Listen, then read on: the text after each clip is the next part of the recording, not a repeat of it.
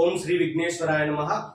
GNR Srirama రక్ష గృహవాస్తు YouTube channel ప్రేక్షకులందరికీ కూడా నా యొక్క నమస్కారాలు. నేను మీ Nagaraju, MSc maths, BEd, MA vastu researcher. నేను గృహవాస్తులను చూస్తూ ఉంటాను. అందరూ నన్ను అడిగేటువంటి క్వశ్చన్ ఒకటే, సార్ వాస్తు అనేటువంటిది మన సొంత ఇంటికే వర్తిస్తూ ఉంటుందా, అద్దె ఇంటికి కూడా వర్తిస్తూ ఉంటుందా? దీనికి నేను సమాధానం ఆల్రెడీ చాలా మందికి చెప్పాను. ఇప్పుడు మీ అందరి కోసము మరి దీనికి సమాధానం చెప్పేటువంటి ముందు మరి వాస్తు అనేటువంటిది దేని మీద పనిచేస్తూ ఉంటుంది, అంటే దేని ఆధారంగా వాస్తు అనేటువంటిది మనకు పనిచేస్తూ ఉంటుంది అనేటువంటి విషయాన్ని చెప్పాలి. వాస్తు అనేటువంటిది ముఖ్యంగా దిక్కులు, డైరెక్షన్స్ మీద, డిగ్రీస్ మీద ఆధారపడి పనిచేస్తూ ఉంటుంది. లేదా అష్టదిక్పాల అంటే దిక్పాలకుల మీద, పంచభూతాల మీద, నవగ్రహ స్థానాల మీద, మన చుట్టూ ఉన్నటువంటి పరిసరాల మీద కూడా ఆధారపడి వాస్తు అనేటువంటిది పనిచేస్తూ ఉంటుంది. దీనికి ఒక సింపుల్ డెఫినేషన్ వస్తు రూపేణ వాస్తు అని కూడా చెప్పుకోవచ్చును. మరి వాస్తు శాస్త్ర పరంగా మనకు మొత్తము 16 డైరెక్షన్స్ అనగా 16 దిక్కులు అనేటువంటివి ఉంటాయి. అందులో నెంబర్ 1 తూర్పు ఆగ్నేయము, దక్షిణ ఆగ్నేయము, దక్షిణము, దక్షిణ నైరుతి, పశ్చిమ నైరుతి, పశ్చిమ వాయువ్యము, ఉత్తర వాయువ్యము, ఉత్తర ఈశాన్యము, తూర్పు ఈశాన్యము. ఈ విధంగా మనకు 16 డైరెక్షన్స్ అనేటువంటివి ఉంటాయి. ఈ యొక్క 16 డైరెక్షన్స్ అనేటువంటివి సొంత ఇంటికి ఉంటాయి, అదే విధంగా అద్దె ఇంటికి కూడా ఉంటాయి. కాబట్టి ఈ 16 డైరెక్షన్లలో ఏ ఒక్క డైరెక్షన్ దెబ్బతిన్నా కూడా మనకు వాస్తు దోషం అనేటువంటిది వస్తూ ఉంటుంది. సో ఇప్పుడు మెయిన్ పాయింట్కి వస్తే, వాస్తు అనేటువంటిది మన సొంత ఇంటికే వర్తిస్తుందా, అద్దె ఇంటికి వర్తిస్తుందా అనేటువంటి టాపిక్ విషయానికి వస్తే, మన సొంత ఇంటికి 16 దిక్కులు అనేటువంటివి ఉంటాయి, అద్దె ఇంటికి కూడా అవే 16 దిక్కులు అనేటువంటివి ఉంటాయి. ఇది దిక్సూచిని చూసి మనము నిర్ణయించవలసి ఉంటుంది. ఒకవేళ అద్దె ఇల్లు కనుక మంచి డైరెక్షన్ లో కనుక నిర్మితమై ఉంటే, మంచి వాస్తుపరంగా నిర్మితమై ఉంటే, అటువంటి అద్దె ఇంట్లలో ఉంటే మన అభివృద్ధి అనేటువంటిది చాలా ఫాస్ట్ గా అనేటువంటిది జరుగుతూ ఉంటుంది. ఒకవేళ వాస్తు సరిగా లేనటువంటి అద్దె ఇంట్లో కనుక ఉన్నట్లయితే 1 నెల రోజుల తర్వాత ఆ అద్దె ఇంటి యొక్క వాస్తు ప్రభావం అనేటువంటిది మన మీద చూపెడుతూ ఉంటుంది. మరి ఏ విధంగా గుర్తుపట్టాలి అని అంటే, మనకు అకాలమైనటువంటి మరణాలు సంభవిస్తూ ఉంటాయి, అకాలమైనటువంటి యాక్సిడెంట్లు అనేటువంటివి అవుతా ఉంటాయి. అదే విధంగా డబ్బు అనేటువంటిది నిలవకపోవడం అనేటువంటిది ఉంటుంది. భార్యాభర్తల మధ్య గలాటాలు సంభవిస్తూ ఉంటాయి. అదే విధంగా అనారోగ్యాలు అనేటువంటివి సంభవిస్తూ ఉంటాయి. అదే విధంగా వివాహ ఆలస్యాలు అనేటువంటివి జరుగుతూ ఉంటాయి. అదే విధంగా చిన్న పిల్లలు ఉన్నట్లయితే నిద్రలో మనకు లేవడం కానీ, అంటే ఉలిక్కి పడడం అనేటువంటిది జరుగుతూ వారు అనారోగ్య పాలనేటువంటిది అవుతా ఉంటారు. ఎవరికి వారే రాజుగా వ్యవహరించేటువంటి తీరు ఉంటుంది. దుర్వ్యసనాలకు బానిస అయ్యేటువంటి అవకాశం ఉంటుంది. రహస్య సంబంధాలకు ఆకర్షితులయ్యేటువంటి అవకాశం ఉంటుంది. అదే విధంగా వ్యవహార నాశనం అనేటువంటిది సంభవిస్తూ ఉంటుంది. ఏ పని చేసినా కూడా సక్సెస్ కాలేకపోవడం అనేటువంటిది ఉంటుంది. అదే విధంగా వ్యాపారాలు చేస్తూ అంటే ఉన్నట్టు ఉండి వెంటనే డౌన్ ఫాల్ కావడం అనేటువంటిది ఉంటుంది. అదే విధంగా స్లీప్లెస్ నైట్స్ అనేటువంటివి ఉంటాయి, అంటే నిద్ర లేని రాత్రులు అనేటువంటిది గడపవలసి ఉంటుంది. నిద్ర అనేటువంటిది సరిగా రాకుండా ఉంటుంది.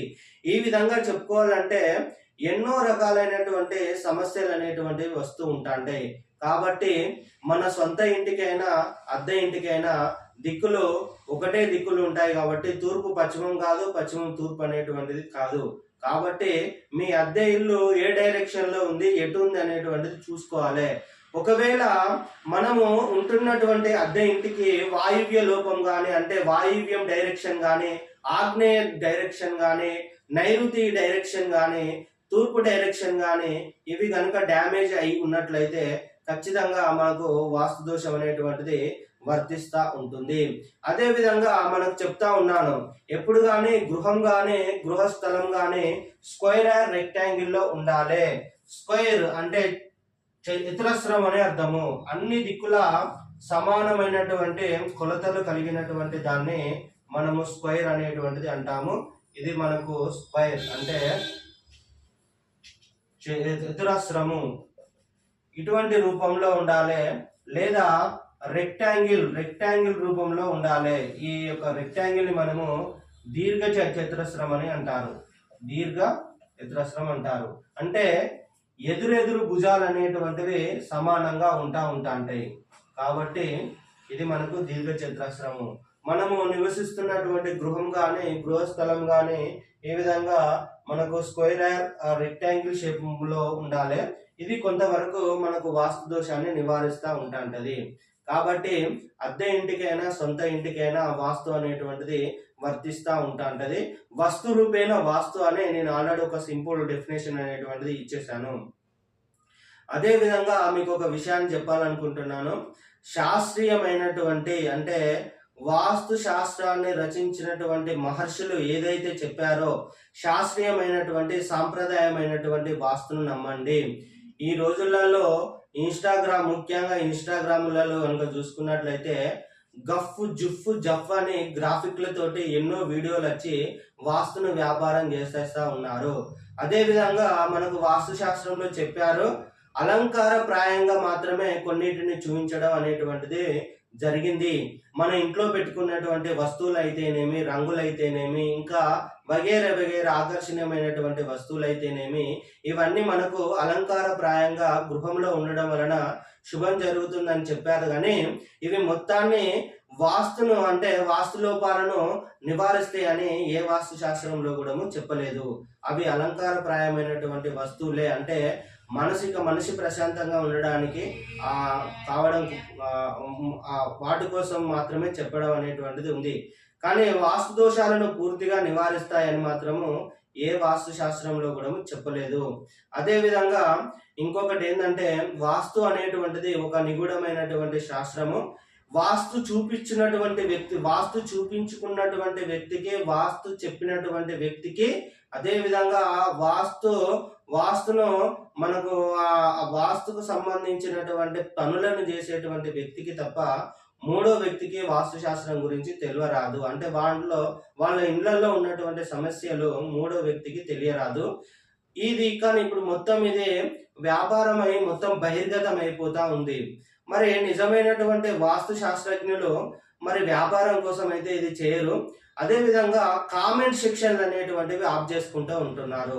మరి ఎందుకు కామెంట్ సెక్షన్లు ఆఫ్ చేసుకోవడం ఎందుకు? వాళ్ళు నిజమైనటువంటి వాస్తు శాస్త్రజ్ఞులు అయితే కామెంట్ సెక్షన్లు ఎందుకు ఆఫ్ చేసుకుంటా ఉన్నారు? అడిగినటువంటి క్వశ్చన్స్ కి వాళ్ళకు ఉన్నటువంటి పరిజ్ఞానాన్ని బట్టి ఎంతో కొంత సమాధానాలు అనేటువంటివి చెప్పాలి. వాస్తు శాస్త్రం అనేటువంటిది ఒక సముద్రము. దీనిని ఎంత ఈదితే అంత జ్ఞానం అనేటువంటిది వస్తూ ఉంటుంది. అదే విధంగా నేను చెప్తున్నాను, ఒక్కొక్కరు ఒక్కొక్క రకమైనటువంటి వాస్తు శాస్త్రాలను రచించారు. కేవలము శాస్త్రము మాత్రమే మనకు ఫైనల్ కాదు. ప్రాక్టికల్ గా కూడా కొన్ని విషయాలను మనం పరిశీలించవలసి ఉంటుంది. కొన్ని శాస్త్రాలలో వాస్తు గురించి కూడా చాలా తప్పుడు సమాచారం అనేటువంటివి ఉన్నాయి. మనము శాస్త్రాన్ని తీసుకొని ప్రాక్టికల్ గా కూడా మనము అది చేయాలి. కానీ గుడ్డిగా ఏది నమ్మరాదు. అర్థమవుతుందా? ఈ మధ్య కాలంలో కొన్ని క్షుద్ర వాస్తులు కూడా బాగా పెట్టయిపోతా ఉన్నాయి. అవి అటువంటి పద్ధతులు ఏ మాత్రము మంచివి కావు. అటువంటి పద్ధతుల గురించి వాస్తు శాస్త్రంలో ఎక్కడ చెప్పలేదు. అదంతా మొత్తము వేరే దేశాలకు సంబంధించినటువంటి వాస్తులు అవన్నీ. అవి మన ఇండియాలో ఇంప్లిమెంట్ చేసేసి మొత్తం ఒక్కొక్కరిని బెంబేలు ఎత్తేస్తున్నారు అన్నట్టు. మొత్తం బెంబేలు ఇచ్చేటువంటి విధంగా ఇక్కడ నెగిటివ్ ఎనర్జీ, అక్కడ నెగిటివ్ ఎనర్జీ అని. నెగిటివ్ ఎనర్జీ ప్రతి చోట ఉంటుంది. నెగిటివ్ పాజిటివ్ కలిసినప్పుడే మనకు ఒక శక్తి అనేటువంటిది ఉత్పత్తి అవుతూ ఉంటుంది. మనకు E=mc² ప్రిన్సిపల్ అనేటువంటిది ఉంటుంది. అంటే శక్తిని మనము సృష్టించలేము, నాశనం చేయలేము. మనము శక్తిని ఒక రూపం నుంచి మరొక రూపంలోకి మార్చవచ్చు అని చెప్పారు. అంతేగాని మొత్తం నాశనం చేస్తామని చెప్పలే. అర్థమవుతుందా? ఇది ప్రాక్టికల్ గా కూడా మనం ఆలోచించాలి. అదే విధంగా ప్రతి దానికి సైన్స్ అనేటువంటి విషయాన్ని మాట్లాడుతూ ఉన్నారు. మనకు తత్వశాస్త్రం అని ఉంటుంది. అంటే మనకు అన్ని శాస్త్రాలకి అదొక ఫాదర్ లాంటిది అని చెప్పుకోవచ్చు, మదర్ లాంటిది అని చెప్పుకోవచ్చు. దాన్ని మనం ఇంగ్లీష్లో ఫిలాసఫీ అంటారు. మరి శాస్త్రం నుంచెలే విజ్ఞాన శాస్త్రం ఉద్భవించింది తప్ప విజ్ఞాన శాస్త్రం నుంచెల్లి శాస్త్రం అనేటువంటిది ఉద్భవించలేదు. శాస్త్రం ఒక విషయాన్ని చెబితే దాన్ని పరిశోధించి ఇది కరెక్టే అని విజ్ఞాన శాస్త్రం చెప్పింది. కానీ విజ్ఞాన శాస్త్రమే డైరెక్ట్ గా ఆ యొక్క టాపిక్ ను సృష్టించలేదు. అది గుర్తుపెట్టుకోండి, అర్థమవుతుందా? కాబట్టి శాస్త్రం నుంచెల్లే సైన్స్ అనేటువంటిది వచ్చింది. కానీ సైన్స్ నుంచి వెళ్ళి శాస్త్రం అనేటువంటిది మనకు పుట్టలేదు. ఇది ఒకటే గమనించుకోండి. ఫస్ట్ ప్రతి దానికి సైన్సే మనకు ఆధారము, సైన్స్ ప్రకారం అనేటువంటిది కూడా కాదు. సైన్స్ కు అందనటువంటివి కూడా ఈ సృష్టిలో ఎన్నో రహస్యాలు అనేటువంటివి ఉన్నాయి. కాబట్టి శాస్త్రం నుంచే మనకు విజ్ఞాన శాస్త్రం అనేటువంటిది ఉద్భవించింది. అయితే కొన్ని మూఢనమ్మకాల వల్ల శాస్త్రం అనేటువంటిది తప్పుదో పట్టిపోయింది.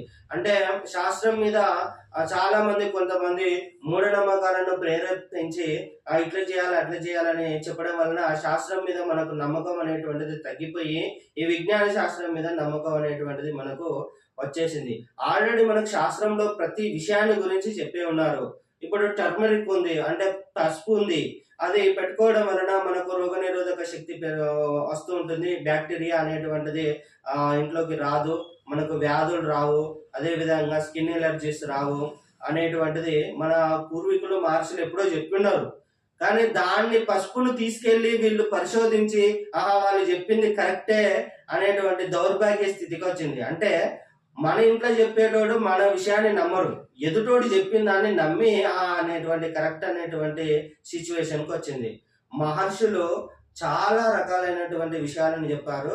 నేను నా ఏజ్ తక్కువైనప్పటికీ కూడా నాకున్నటువంటి పరిజ్ఞానాన్ని బట్టి నేను మీకు చెప్తున్నాను.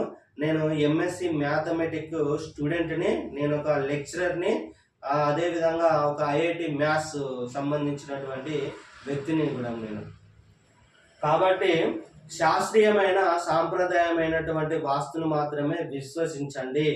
వాస్తుల కోసము లక్షల రూపాయలను వెచ్చించకండి. క్షుద్ర వాస్తులను ప్రోత్సహించకండి. అది మీకు ఎప్పటికైనా అపాయాన్ని కలిగిస్తూ ఉంటుంది.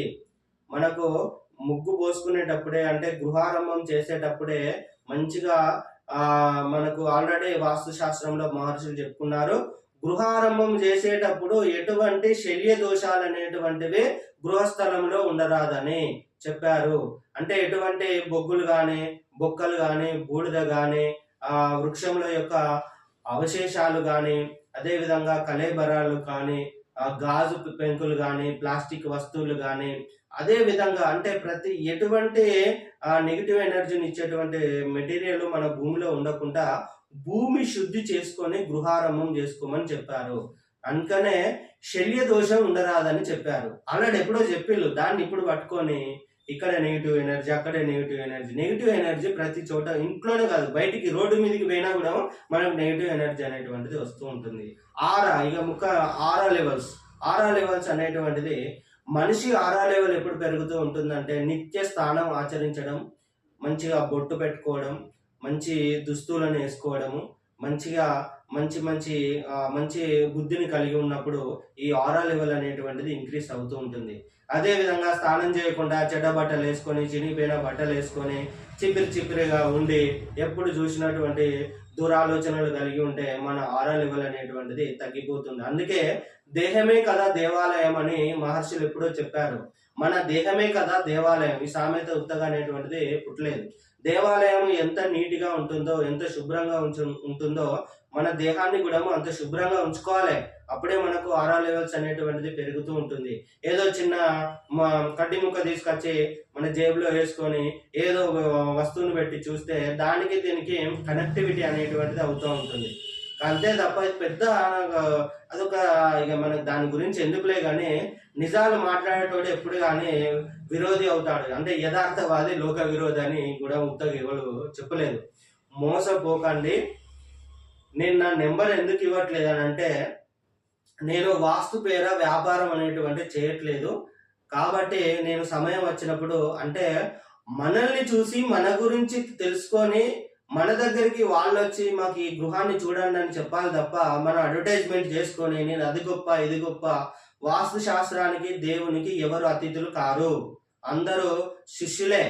అది ఒకటి గుర్తుపెట్టుకోవాలి ఫస్ట్. ఎవ్వరు కూడా సుప్రీం కారు. కొంతమంది నేనే సుప్రీం అన్నట్టుగా వ్యవహరిస్తూ ఉంటారు, చాలా తప్పది. మనకు తెలియని మనకంటే మేధావులు ఈ సృష్టిలో ఎంతోమంది ఉన్నారు. మేధావి ఎప్పుడు కానీ సైలెంట్గానే ఉంటా అంటాడు, సమయం వచ్చినప్పుడే మాట్లాడుతూ ఉంటా అంటాడు. డాంబికాలు అనేటువంటివి పలుకడు. అర్థమైందా? ఇది ఒకటి గుర్తుపెట్టుకోండి. కాబట్టి నేను ఒక 200-300 ఇళ్లకు వాస్తు చూసి ఉంటాను. వాళ్ళు మేము ఒక వీడియో చేసి పెట్టాను సార్, మా గురించి ఒక వీడియో చేసి పెట్టాను సార్ అంటే తప్పు అని చెప్తాను. అవసరం వచ్చినప్పుడు నేనే పెడతా అని చెప్పేసిన. ఎందుకంటే నీ ఇంటి రహస్యాన్ని బట్టబయలు చేయదలుచుకోలే నేను. అదొకటి గుర్తుపెట్టుకోవాలి. నాకు సరస్వతి మాత అనుగ్రహం, దేవుడు ప్రసాదించినటువంటి వరం ఈ యొక్క వాస్తు శాస్త్రం. కాబట్టి నేను దీనికి రెస్పెక్ట్ ఇవ్వాలనుకుంటున్నాను, గౌరవం అనేటువంటిది ఇవ్వాలనుకుంటున్నాను. శాస్త్రానికి గౌరవం ఇవ్వకుండా డబ్బు సంపాదనలో పడ్డవాడు ఏదో ఒక రోజు బోల్తా పడక తప్పదు. జై శ్రీరామ్.